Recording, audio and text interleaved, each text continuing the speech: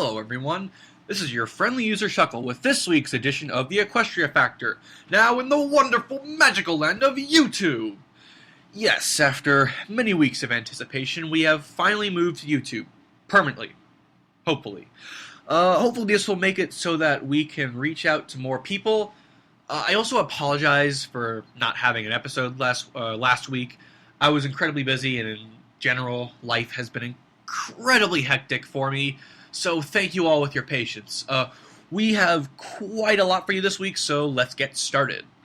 The extended synopsis for Games Ponies Play, which will be episode 12 of this season, has been released. In hopes of proving that the Crystal Empire is more than worthy of being selected as the next venue for the upcoming Equestria Games, Princess Cadence commissions Twilight to work her magic with the deciding games inspector. So the original synopsis made it sound like Twilight would be the games inspector, but now it's saying that Twilight will be trying to convince the games inspector that the Crystal Empire is worthy of the Equestria Games to begin with. I'm hoping that somehow they tie in Spike going to the Crystal Empire during the last episode, maybe by showing him hiding behind a suitcase or something during the episode Resolve. They probably won't, and the episode will end before they get to the train station, but a man can hope, right? Also, here's to an episode with a lesson on either steroid use or bribery. It looks like everyone's greatest fears are now going to become a reality. Many DVD sites and such now list a Twilight Sparkle Princess MLP DVD that is to be released on April 30th. Most of the information about it is generic.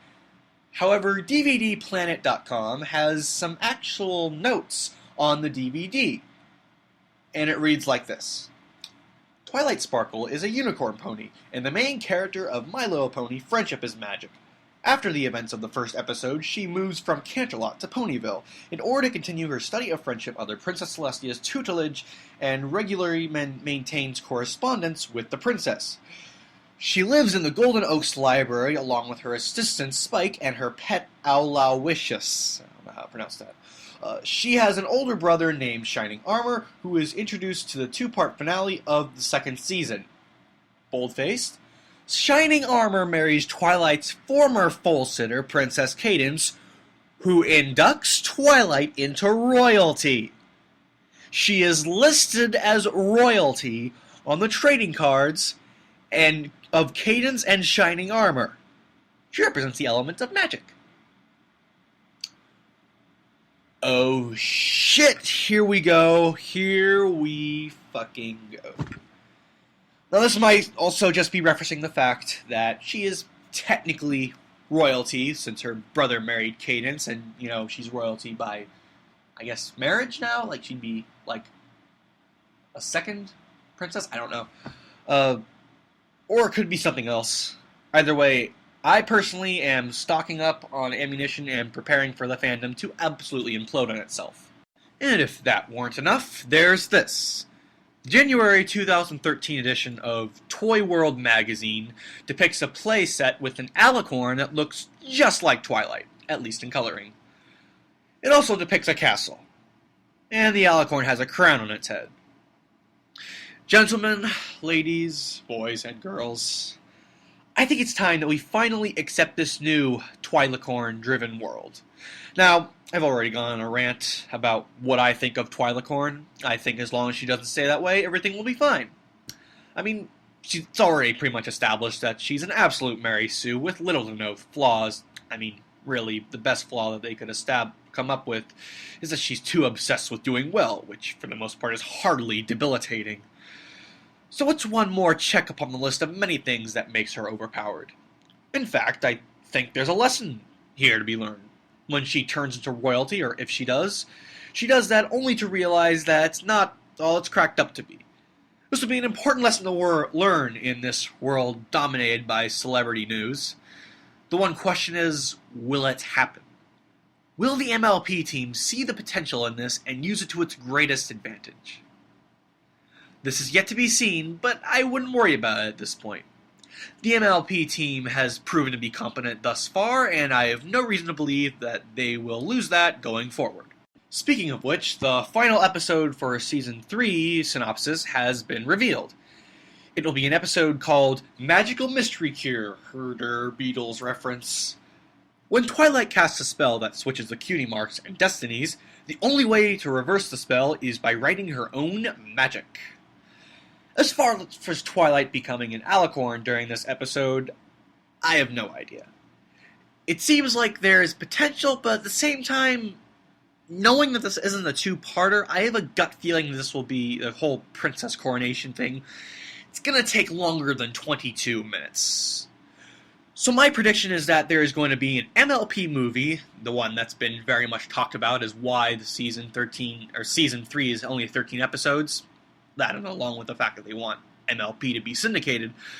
A Season 3 movie will be released after Season 3 that will involve this whole coronation, Twilacorn, yada yada yada business.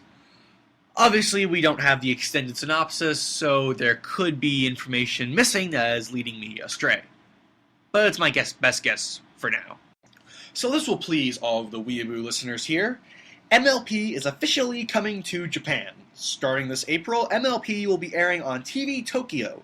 The Japanese title of the show will be Tomodachi wa Mahous. Whatever. And it will be available in both Japanese dub and English. Which I know there will be people who will start to only watch it in Japanese dub simply because it's Japanese. They're also apparently selling merch that is targeted towards middle school and college persons, like magazines and smartphone apps. Not that I'm saying that magazines and smartphone apps go to college. I mean persons who use magazines and smartphone apps. They're targeting magazines and smartphone apps. Oh, whatever. So older fan base has been acknowledged. Hopefully this expansion of the franchise will lead to different kinds of fan works, to which I mostly mean kinky pony hentai. Zone-sama, I am looking at you. So I got some requests that I should mention this in my show. That is, of course, the Brony documentary. Now, I originally wasn't going to do this because you guys all know my thoughts on the Brony documentary, but people were like, no, you have to mention it, it got released, and I'm like, okay, fine. So I did some research on it and thought, I might as well watch it.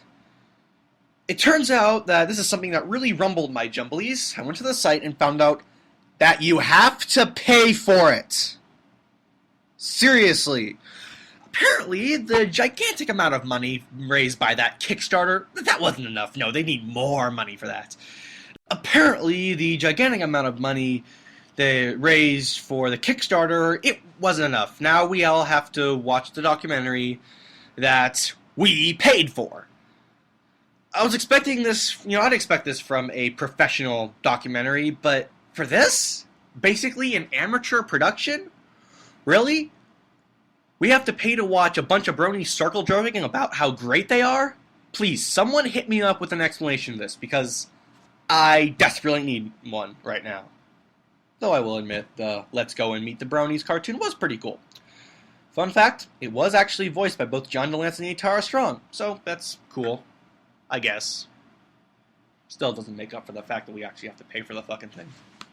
So that's all we have for this week. Hope you guys like the new YouTube format, because we're most likely going to be using that from now on. I guess now I can finally say this. Remember to like this video, subscribe, and all that jazz. It helps us, and most importantly, it helps MLP Chan. It's actually a pretty good idea. I should probably mention the site that we're doing this for. So, for those who are not familiar with this, visit MLP Chan. It's a great site. Yeah. Okay, advertisement done. Now, I was going to do one of those don't take my opinion seriously things that I do every week, but I'm really distracted right now because the hallway smells like watermelon and it's seeping into my room. And no, I am not being so random. No, I actually mean the hallway is smelling like watermelon and my room is smelling like watermelon, and it's actually kind of freaking me out right now. So, because I don't know where it's coming from. So, I think I'll just end this right now. I'm your friendly user, Shuckle, signing off for now.